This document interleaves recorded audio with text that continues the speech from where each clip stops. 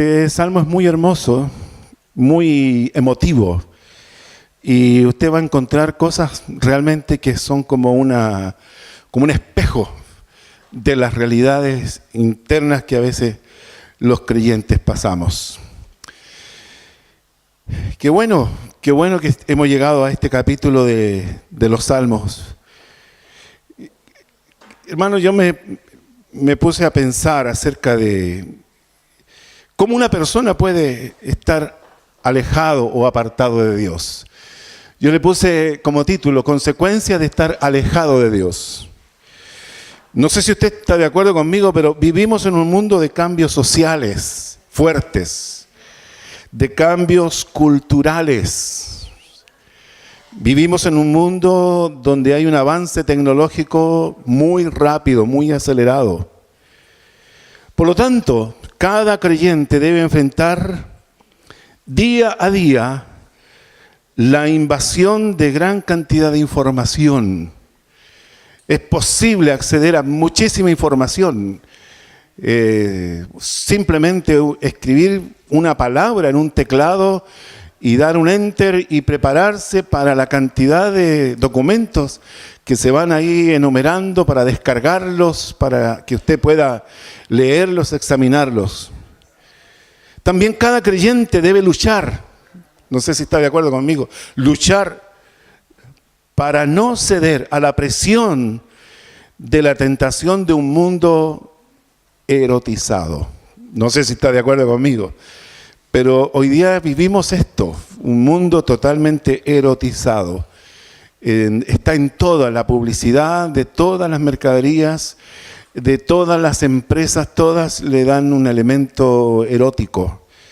Y eso ha traído un comportamiento en general de la gente de una desinhibición con respecto al lenguaje, con respecto al comportamiento, las conductas.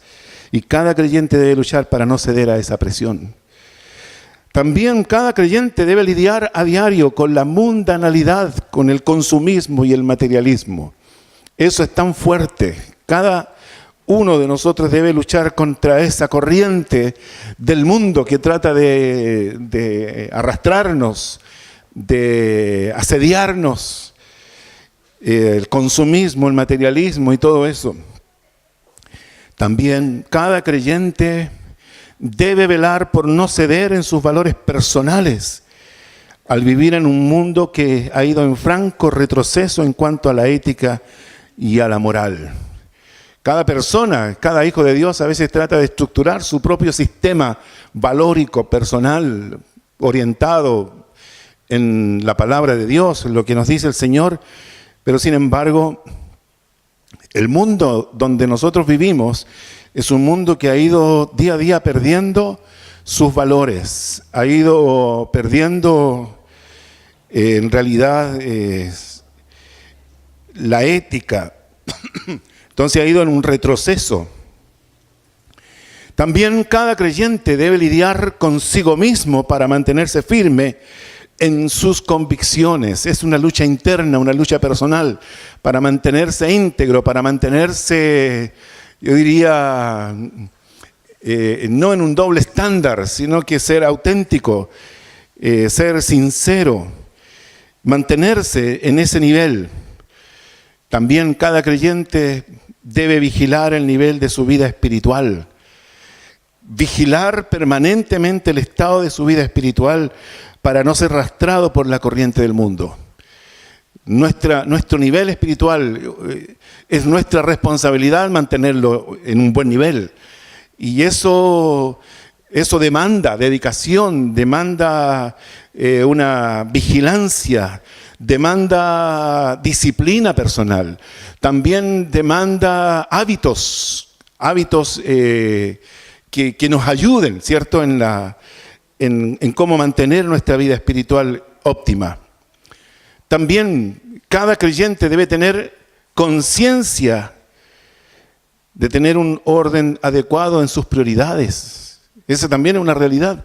Cada creyente debe tener un sistema de prioridades ordenado para no mimetizarse con el mundo que le rodea, Porque lo que para usted es importante, tal vez para el resto no lo es. Para lo que usted es prioritario, para los demás tal vez no lo es. Entonces uno debe tener claro su sistema de prioridades, su orden de prioridades, y eso mantenerlo igual. ¿Qué es valioso para mí? Primero, mi relación con Dios. Segundo, mi relación con mi esposa. Tercero, mi relación con mi familia.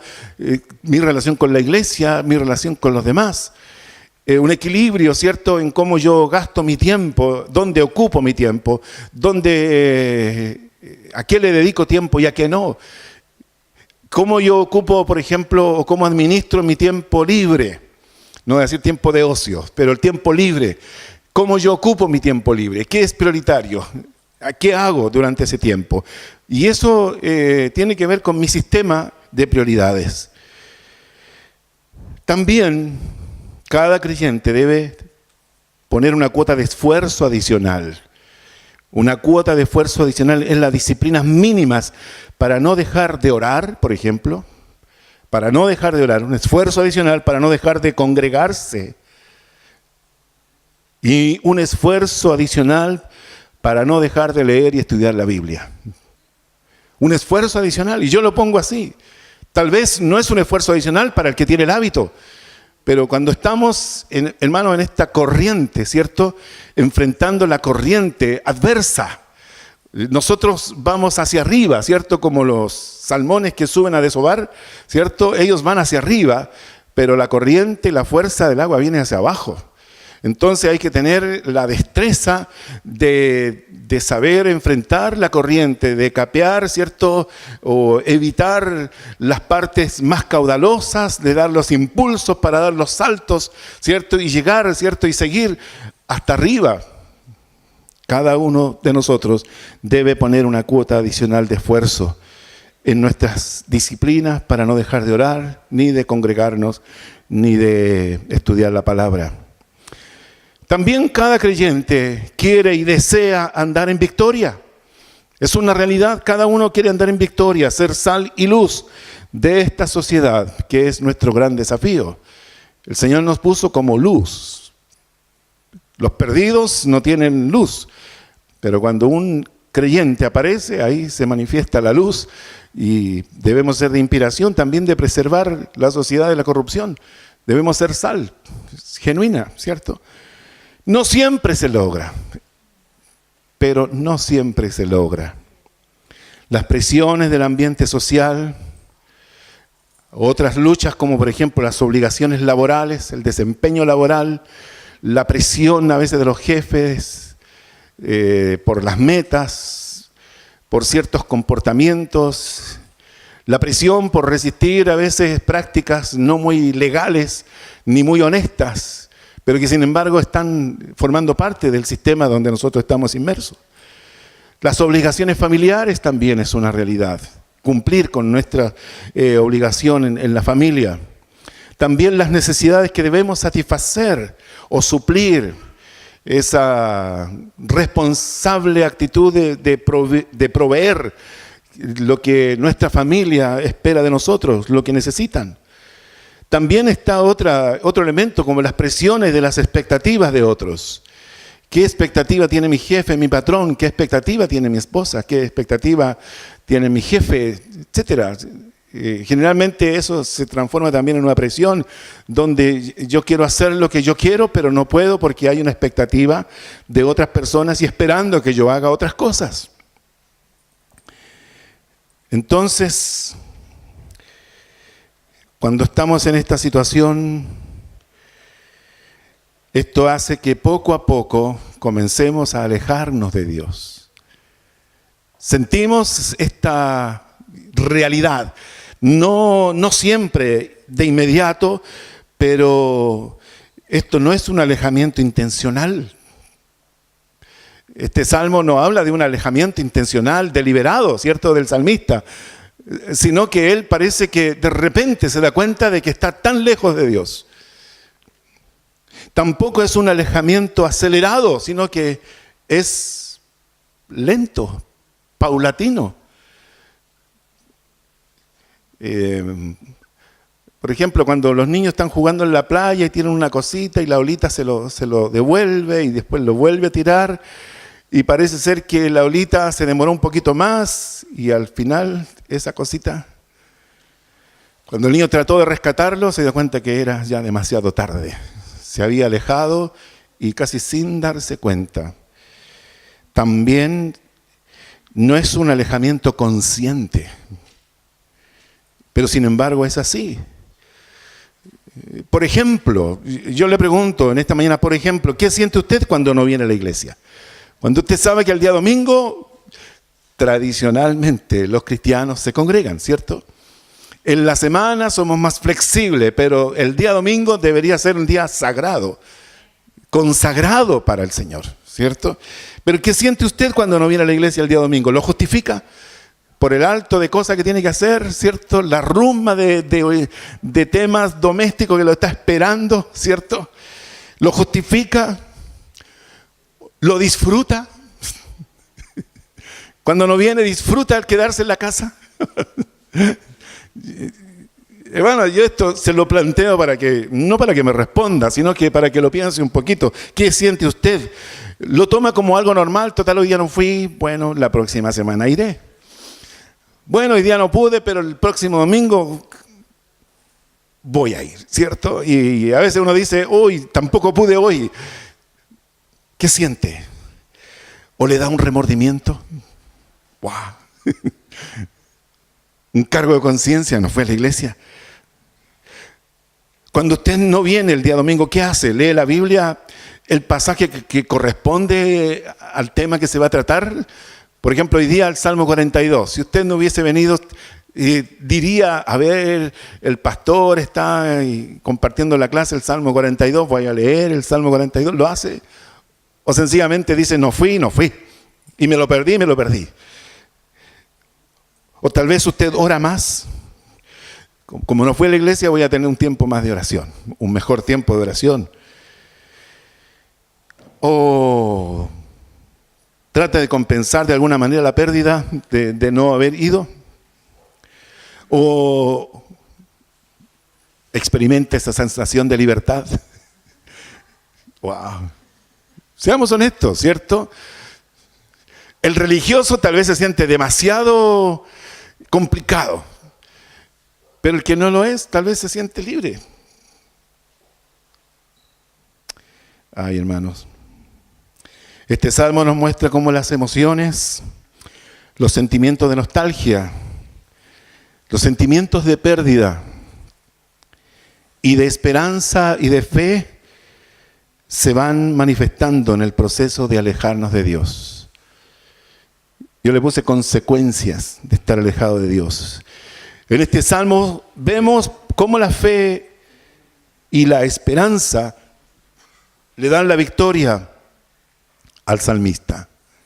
Al final usted va a ver la conclusión del salmo y se va a dar cuenta de que es un salmo que concluye con fe y con esperanza, pero qué triste decirlo, hermanos, no siempre es el resultado final de todos los que se alejan de Dios. No siempre es el resultado final, sino que algunos no lo logran. Algunos llegan de vuelta después de una peregrinación de vida descarriada de muchos años, vuelven arruinados, enfermos y viejos, como una gran oportunidad que Dios les da para arreglar su tema de visa y de pasaporte a la eternidad, a la vida eterna y no a la condenación. Cosas que hace la misericordia de Dios. Porque en realidad, hermanos, cuando nos alejamos de Dios, algunos quedan atrapados en las rocas de la depresión. No pueden salir.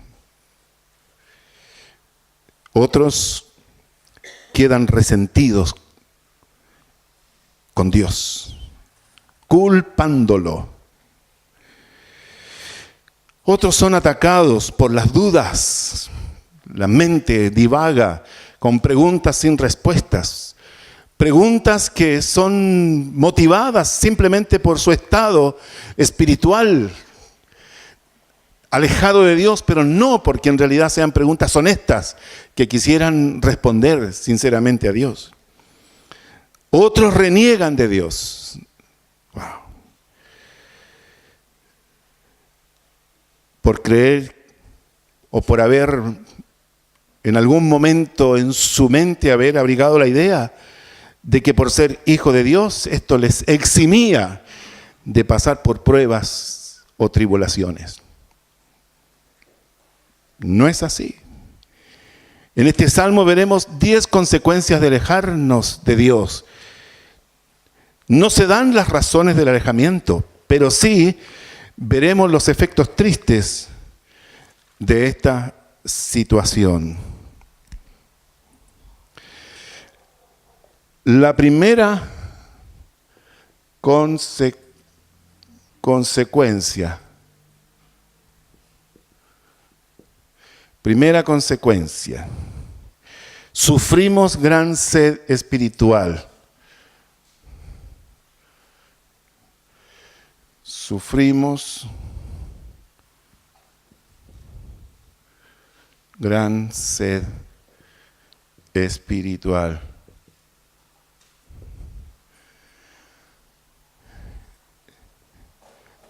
Como el ciervo brama por las corrientes de las aguas, así clama por ti, oh Dios, el alma mía.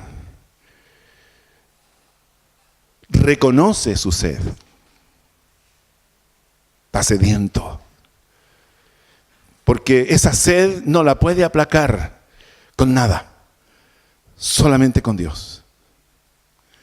No puede ir a la esquina y comprar en la máquina dispensadora, echar una moneda y sacar esa botella del líquido fresco, ¿cierto? Que de acuerdo a su sabor, usted sabe que le va a aplacar la sed, pero esta sed no está a la venta en cualquier lugar.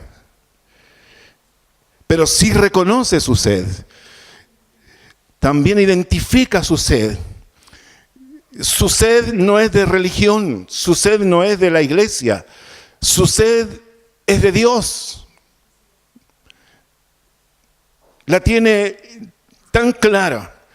Identifica su sed. Mi alma tiene sed de Dios. Y dice además del Dios vivo. Del Dios que yo conocí. Del Dios que experimenté su presencia cuando me convertí.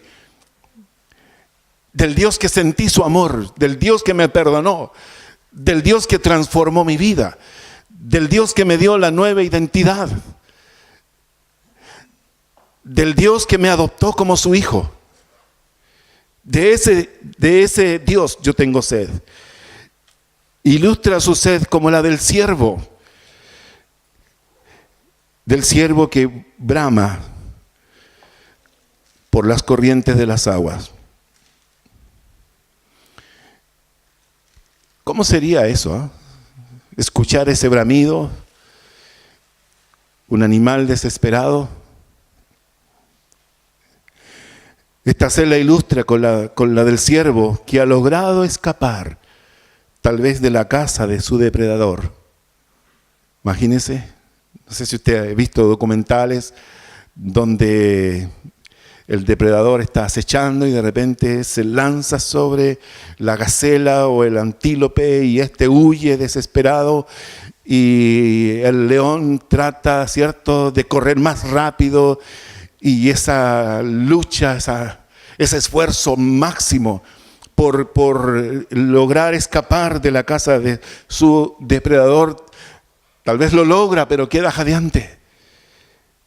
Su pelaje mojado, jadeante, sudoroso, y siente que necesita hidratarse porque si no va a morir. Piensa en eso. Así también puede que los creyentes que se alejan de Dios a veces deben arrancar literalmente de las trampas del enemigo, literalmente huir de las presiones, huir de las tentaciones, huir también de la tendencia a amargarnos interiormente porque las cosas no nos resultan o porque hemos experimentado fracasos o hemos experimentado decepciones, frustraciones. Así clama por ti. Expresa con vehemencia su necesidad de Dios. Hermanos, y esta realidad de reconocer la sed espiritual pienso que es un gran síntoma. Tener claridad del síntoma. Fíjese que algo curioso sucede. Los niños y los jóvenes generalmente tienen muy clara la sensación de sed. La identifican muy claramente. Sin embargo, los adultos mayores no siempre identifican la sed, no siempre la asumen. Y a veces se deshidratan sin darse cuenta. Yo creo, hermanos, que la primera consecuencia es sufrir gran sed espiritual. Es un indicativo para reconocer cuán lejos estamos de Dios. Sabe que solo la presencia de ese Dios que ha conocido personalmente puede aplacar esa sed de Él. Así clama por ti, oh Dios, el alma mía. Y el versículo 2 dice, mi alma tiene sed del Dios vivo. Y nace la pregunta, ¿cuándo vendré y me presentaré delante de Dios? ¿Cuándo? Pareciera ser que quiere ponerle un límite a este tiempo de estar alejado de Dios. Parece ser que Él está contando los días, está tomando decisiones para finalmente llegar y presentarse delante de Dios. Sabe que no puede postergar la decisión de ir. Qué bueno es eso.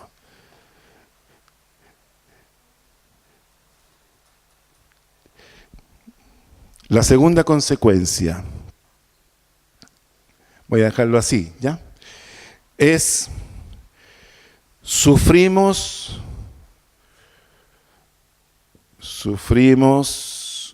una dieta espiritual precaria. Que dice, fueron mis lágrimas, mi pan de día y de noche. La ausencia del santuario le lleva a llorar en silencio su condición. Me da pena, hermanos, esto. Me da pena por este hombre que escribió esto, que lo experimentó. Pero también me da pena la realidad de tal vez muchos hijos de Dios que están simplemente como dieta espiritual, lo único que comen son sus lágrimas de día y de noche. Saben su condición de marginados de su relación con Dios. Y esto les lleva a un permanente lamento por su condición. Mi alma tiene sed de Dios. ¿Cuándo vendré y me presentaré delante de Dios? Fíjese que cuando uno está alejado de Dios, no puede haber una realización personal. Yo no creo en aquellos alejados de Dios que tengan éxito pleno en lo que hacen.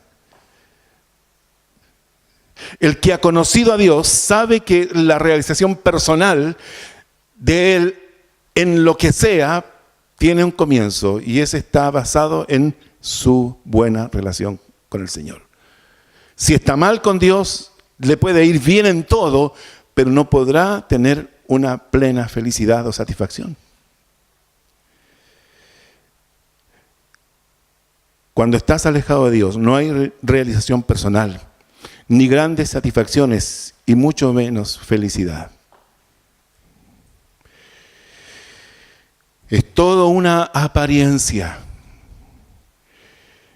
Es un actuar, es una actuación, es una máscara que se ponen para aparentar lo que en realidad interiormente no están viviendo.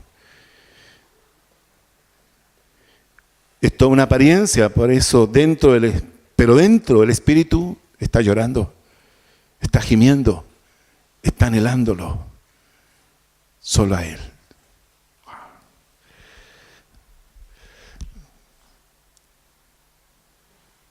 Tercera, sufrimos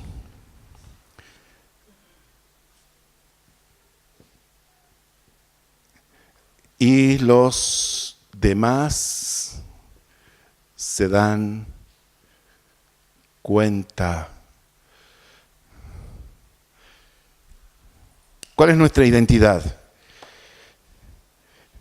Sufrimos nuestra condición, pero esta condición triste es detectada por quienes nos rodean. Ellos se dan cuenta y nos preguntan. Me dicen todos los días, ¿dónde está tu Dios? ¿Dónde está tu Dios? ¿Dónde está tu Dios? ¿Qué pasó? Todos los días me dicen, ¿dónde está tu Dios? Cuando estamos ausentes de la presencia o del santuario de Dios, estamos ausentes de Dios. Esa es la verdad. Y el malvado sabe que la peor desgracia que un hijo de Dios puede tener es perder el favor de Dios. La peor desgracia es perder el favor, la protección de Dios. Lo que decía el devocional que nos compartía nuestra hermana Carmen. Habitar al abrigo, ¿cierto? Y eso es glorioso, eso es pleno. Eso es, hermanos, el máximo estado de plenitud que como hijo de Dios podemos aspirar. Habitar al abrigo del Altísimo. Morar bajo la sombra del Omnipotente. Y cuando eso no es una realidad, el enemigo lo detecta. Las personas que nos rodean nos detectan. El malvado sabe que esa es la peor desgracia de un creyente. Por lo tanto, ironizan, preguntando por el Dios que teníamos. Hay sarcasmo por el Dios que nos bendecía. ¿Dónde está el Dios que te bendecía? El Dios que nos prosperaba. ¿Dónde está el Dios que me predicabas? ¡Wow! ¡Qué triste! Perciben nuestro bajo nivel espiritual. ¿Se dan cuenta? Y eso lo utilizan. Ellos entienden de que algo cambió en nosotros. Alejados de Dios, algo cambia. Y esto lo hacen reiterativo. Lo hacen para avergonzarnos, para hacernos sufrir.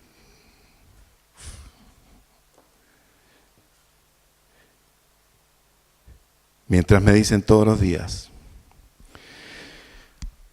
Cuarta consecuencia. Sufrimos recordando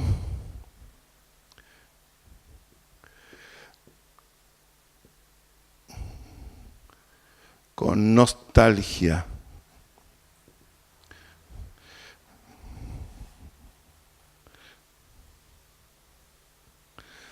los buenos tiempos.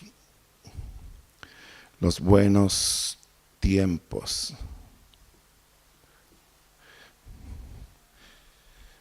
Qué triste es esto. A veces uno encuentra personas que dicen, ¿sabe que yo una vez predicaba? Una vez yo fui ministro de alabanza. Una vez yo fui músico en la iglesia. Una vez yo tocaba el pandero años atrás.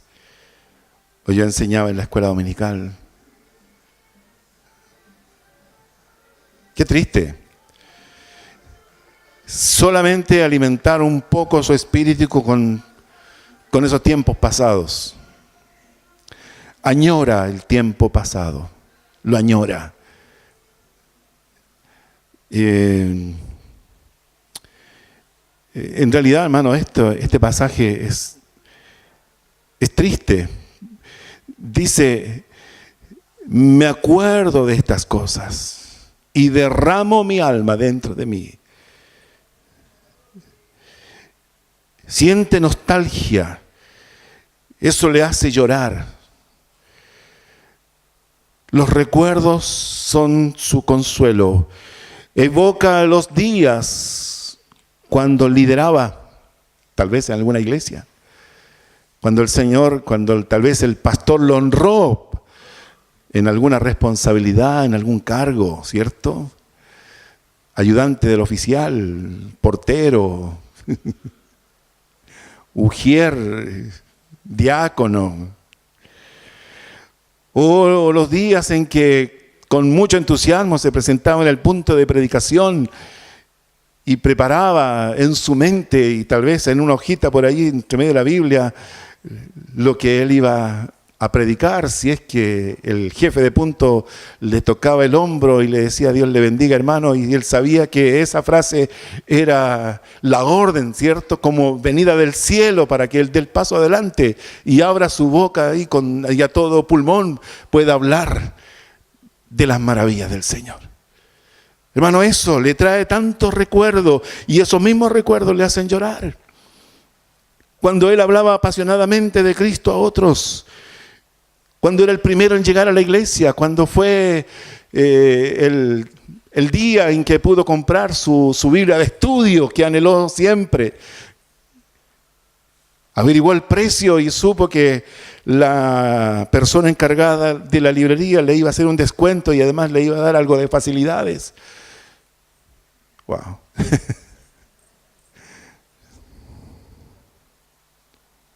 Yo hasta hoy agradezco el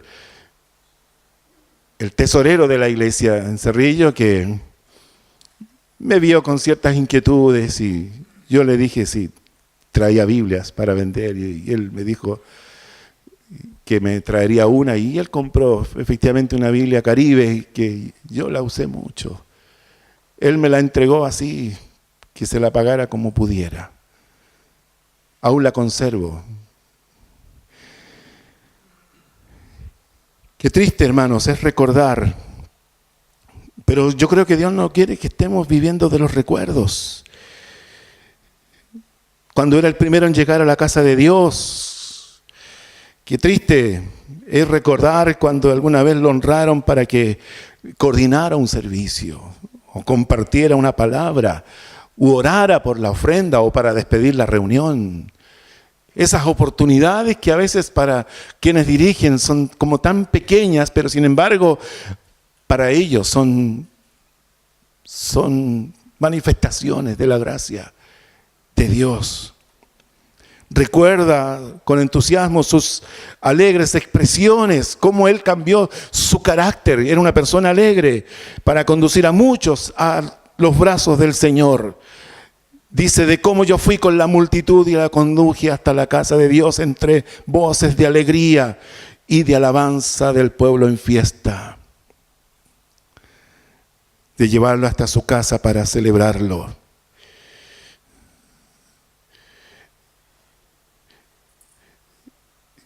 En el versículo 6 dice, Dios mío, mi alma está abatida en mí. Él está sufriendo una depresión, pero sin embargo dice, me acordaré por tanto de ti desde la tierra del Jordán y de los hermonitas. O donde yo me encuentre, siempre me voy a acordar de ti porque no puedo olvidarme.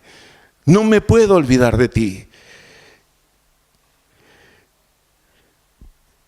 La quinta consecuencia. Sufrimos de autocondenación.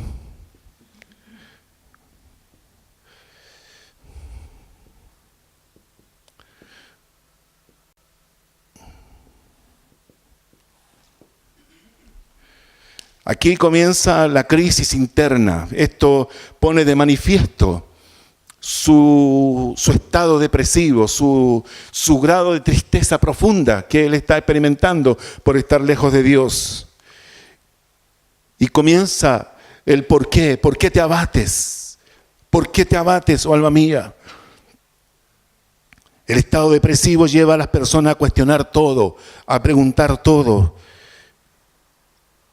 Su situación, a preguntar a Dios, preguntar a la iglesia. Hermanos, yo creo que la palabra de Dios tiene todas las respuestas que nosotros necesitamos en esta vida. Cuando yo hago esta pregunta, ¿por qué? Si usted estudia la vida de Job, se da cuenta, y esto lo conversamos cuando estudiamos el libro, Job demandó tantas veces que Dios le responda, que Dios le responda. Y Dios nunca le respondió, nunca le dijo nada, nunca. Y al final, solamente un par de frases. Pero en realidad, hermanos, ¿quiénes somos nosotros para decirle a Dios, háblame? Dios me dice, ya te hablé, aquí está, esta es mi carta, lee mi carta. No, es que muéstrame. Hermanos, ¿qué es la criatura para preguntarle o para exigirle al Creador?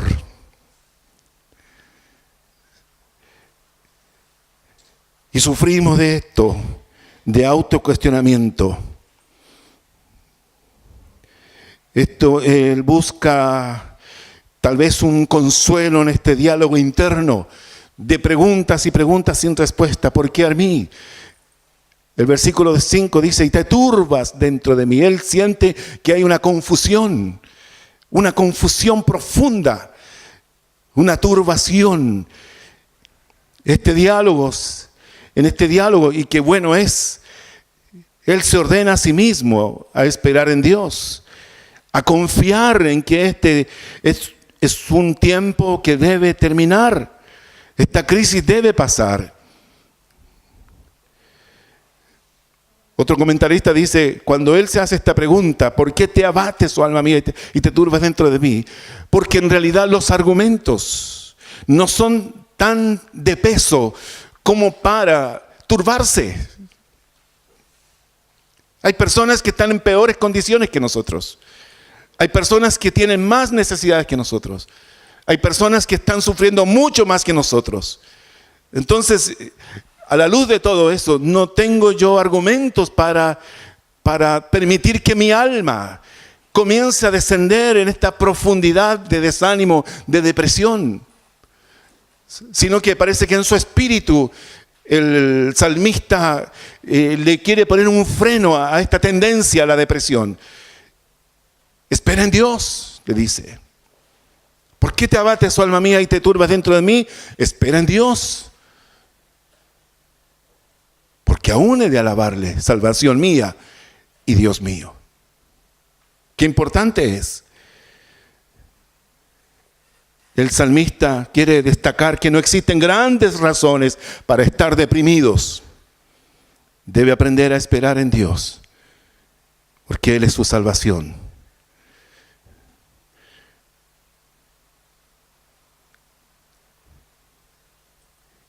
En el versículo 9 dice, diré a Dios, roca mía, ¿por qué te has olvidado de mí? Es decir, parece que él en su mente piensa de que Dios simplemente de un momento para otro le cayó mal, dejó de amarlo y lo borró para olvidarse. Hermano, Dios no es así. Su amor es de la eternidad hasta la eternidad. ¿Por qué andaré yo como enlutado? ¿Por la opresión del enemigo? Esto nos lleva a entender también que a veces preguntar tanto, más que hacernos bien, más nos confunde. Creo que las buenas respuestas siempre estarán basadas en la palabra del Señor. Siempre. Número 6. Sexta consecuencia. Sufrimos de depresiones.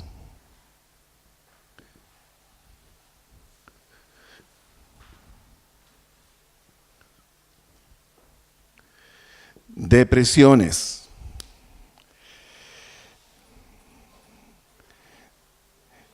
Dios mío.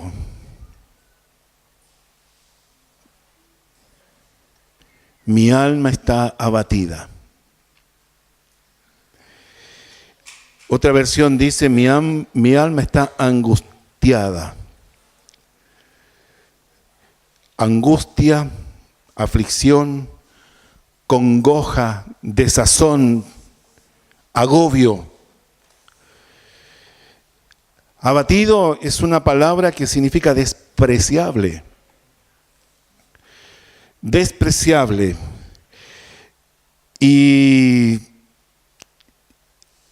tiene como pensamiento, es algo que ha perdido valor. O sea, la persona que se sentía tan valorada por sí mismo y por Dios, cuando está abatida, es una persona que se menosprecia, devalúa su valor, se siente inservible, se siente insignificante, se siente que no vale nada.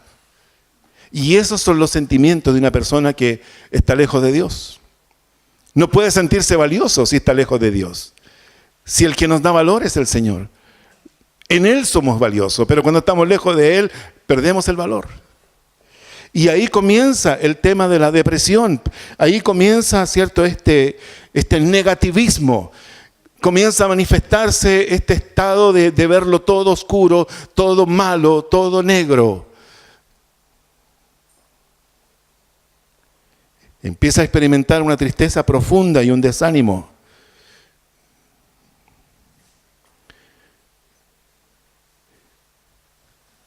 Creo con todo mi corazón, hermanos, que cuando nos alejamos de Dios y aparecen estas depresiones, la presencia de Dios es suficiente para sanarnos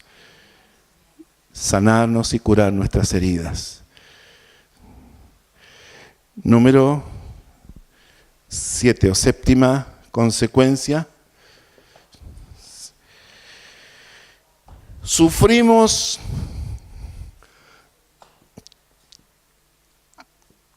la multiplicación de los problemas.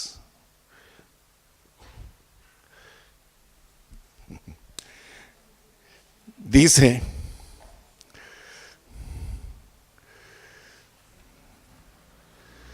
un abismo llama a otro a la voz de tus cascadas. Hermano, es algo que no podemos concebir, de que alejados de Dios nuestra vida va a ser más fácil. No, al contrario, se te van a multiplicar los problemas. Número 1, tú tienes un problema en tu propio espíritu. Número 2, el enemigo sabe que estás alejado de Dios. Por lo tanto, él se va a asegurar de que tu vida sea poco grata. Un abismo llama a otro a la voz de tus cascadas. Esta inspiración viene de la realidad de Palestina, donde el deshielo del monte Hermón, que es un monte alto, nevado, que está al norte, y es el que da origen con sus deshielo al río Jordán. Entonces dice que el deshielo del Hermón producía aludes enormes de nieve que descendía estrepitosamente.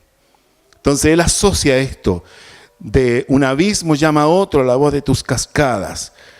Parece ser que sales de un problema, pero antes de salir ya tienes el otro. Y cuando tú pensabas que ahora sí se terminaron tus problemas, aparecieron no sé cómo 2 o 3 grandes problemas en tu vida. Hermanos, y esa es una realidad. Esa es una realidad. Cuando estamos alejados de Dios, se multiplican los problemas. Los problemas se agrandan. Los problemas que antes podíamos solucionar simplemente con una orden de Dios, ¿cierto? Con autoridad o una oración profunda, ahora ese problema tiene un dominio sobre nosotros y muchas veces nos sobrepasa. Pero mire que el salmista aquí está dándonos una clave importante, dice, la voz de tus cascadas. Él no quiere desconectar su vida alejada de Dios con Dios mismo que está interviniendo en sus circunstancias. Tus ondas, dice todas tus ondas y tus olas. Es decir, el salmista aquí está diciendo, Señor, todo esto viene de ti. Y quiero pensar que todo viene de ti. Y ahí es cuando entendemos que es Dios que quiere que lo busquemos. Es Dios que quiere que creamos en Él. Es Dios que quiere que clamemos a Él. Entendemos que es Dios que nos está disciplinando. Entendemos que es Dios que quiere quebrantarnos para que nos rindamos. Yo me rindo a Él. ¿Se acuerda de ese himno? Todo a Cristo. Consecuencia número 8. Octava. Sufrimos acoso.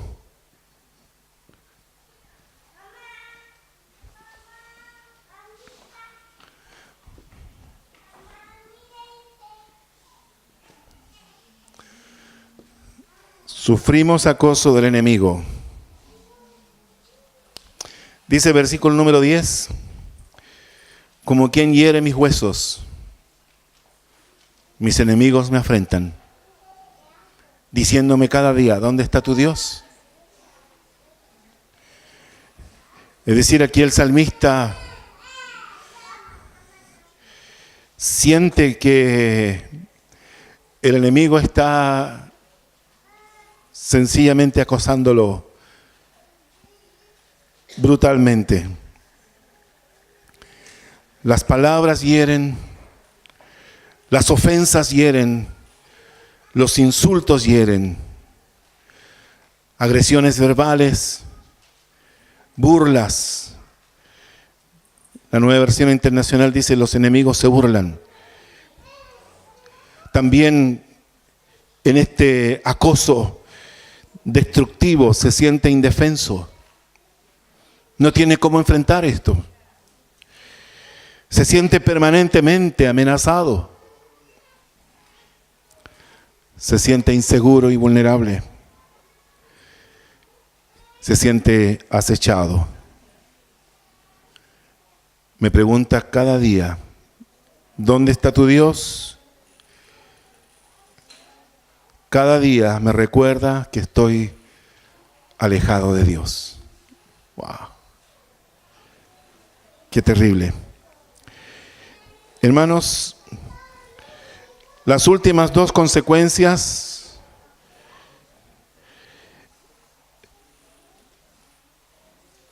son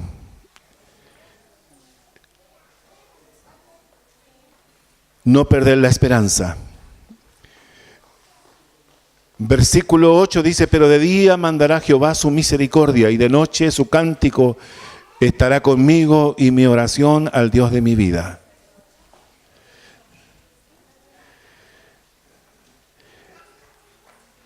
Esta consecuencia es positiva.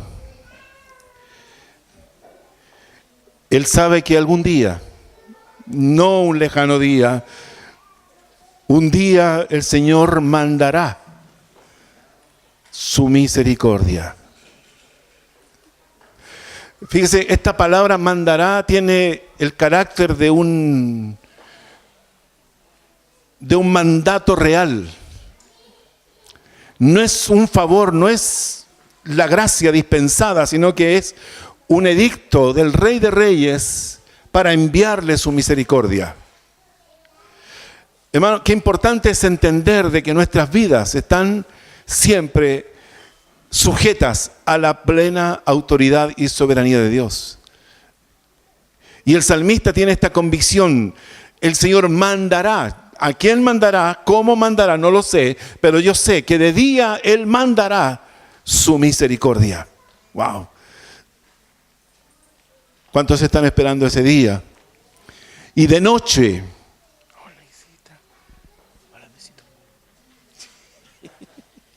Y de noche su cántico estará conmigo.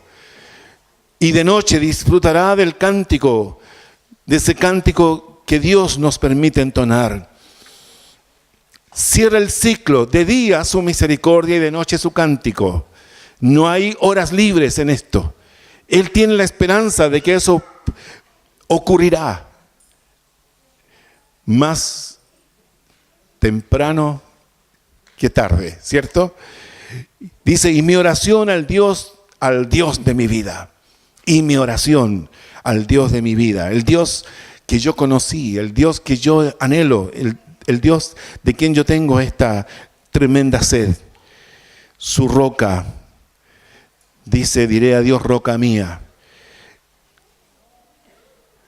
Me gusta este término, porque, y mi oración al Dios de mi vida, y diré a Dios, roca mía, porque la roca es el lugar firme como para edificar.